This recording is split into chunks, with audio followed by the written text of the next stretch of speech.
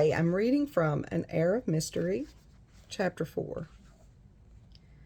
Fortunately, I didn't have to linger long. While I'd seen artist renderings of the famous criminal-turned-detective, I really had no idea what to expect. The curly-haired septuagenarian wore gray pants, a navy waistcoat, and a white cravat. He walked with a cane, but with such a jaunty step that I wondered if it was an affectation. "Bonjour, my lovely," he said, taking my hand and raising it to his lips. "You wish a discourse with Vidocq?" "I do." He arched a bushy brow and his eyes twinkled. "From your note, I surmise you wish to discuss a private matter. Shall we talk in my room?" Tightening my lips into a firm line, I said, "My carriage is outside. Maybe we should take a drive around the square." Vidocq threw back his head and laughed. "Ah, I see my reputation has preceded me." "Yes, and I'd like to keep mine intact." "I'll go get my coat and be right back," he said. True to his word, he quickly returned. We went out to the carriage, and I instructed the driver to take us once around the square. Vidocq climbed into the carriage and reached out a hand to help me up. "The cane," I said. "Do you really need it?" "One should never be without a cane," he winked. "Especially when one has as many enemies as Vidocq has." I laughed. "It's good to see you smiling. You have much on your mind." He sandwiched my hands between his. "Tell me all of it." With no intention of telling him all of it, I said, "My name is Jane Eyre. My employer, Edward Rochester, is in prison for the murder of his wife. I need to prove his innocence." "1. I perceive the man is more to you than your employer." I inclined my head, choosing to neither confirm nor deny that statement. Yes, Edward was more to Jane than her employer. As to what Edward and I were to each other, I had no idea. 2. You are not Jane Eyre. My jaw dropped. Vidocq chuckled. "Did you not seek out Vidocq because he is the greatest detective?"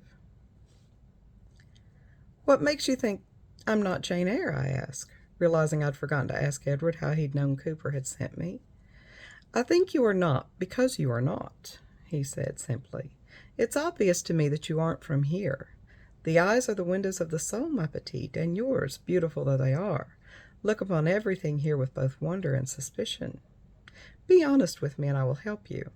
Continue in your deceit, and you may have your driver drop me off here." "Okay, my real name is Gia, but everyone thinks I'm Jane Eyre. To them, I look like her. Heck, to me, I look like her. I caught a glimpse of myself in the mirror and nearly fainted." He nodded. "I am a master of disguise myself." "Edward is innocent. I know he is. But to prove it and to save his life, I must find out who actually killed Bertha Mason Rochester. I came to you because I've read your I heard of your expertise and know that if anyone can help me, it's you." "I'm happy to offer my assistance." I don't have money." With a cheeky grin, he said, "I'm sure we can work something out. Mr. Rochester will certainly pay your fee." "I hope you were not thinking of trying to give me a lesson in a hayloft," I said, reminding him of the story in his memoirs, where he told of being brutally beaten by 4 men when he was caught, quote, "about to give a lesson in a hayloft to a female scholar of about 16 years of age." "Pas du tout! Not at all," he laughed. "You have heard much about Vidocq." "The hayloft incident. Was it worth it, by the way?" I asked. "It might have been, had I been able to finish my lesson." I laughed with him. "You're incorrigible." "Ah, oui. You might have made me corrigible had you come into my life 20 years ago, eh, Gia?" Eyes wide, I said, "You must call me Jane." "I prefer Gia, but I'll do as I must. The next time you see me, I'll be in disguise as well. You must call me Father Francis." "You'll be in disguise?" "But of course. I'll be coming to dine with you," he said, "at Thornfield Hall." "You know about Thornfield Hall?" He rolled his eyes. "And you're trying to fool people into thinking you're the governess of that renowned place? Everyone knows about Edward Rochester of Thornfield Hall, accused of killing his wife." "Of course they do." I slumped back against my seat. "Have no fear, ma petite. I will come to you as a priest who has heard about the misfortune that has befallen Thornfield Hall, come to pray with its inhabitants." He winked. "There's to be a dinner party tonight," I said. "Excellent! I adore dinner parties." The driver stopped. We were back at the inn. Before the driver opened the carriage door, Vidocq tapped his finger to his cheek. "You are brazen, aren't you?" I whispered. Still, I kissed his cheek. Brazenness pays off, as you will soon see. The driver opened the door. Vidocq alighted and pressed a coin into the man's hand. "Thank you, monsieur. Please return after seeing Miss Eyre home and pick up my friend Father Francis, who is to dine at Thornfield Hall this evening."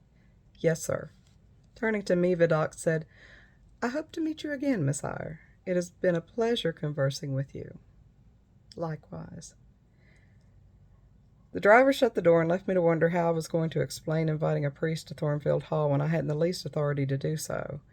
If I'd had a seatbelt, I'd have buckled it. To paraphrase Betty Davis in All About Eve, it was going to be a bumpy night. I hope you've enjoyed this excerpt. If you would like more, DM me and I will send you the first 4 chapters for free.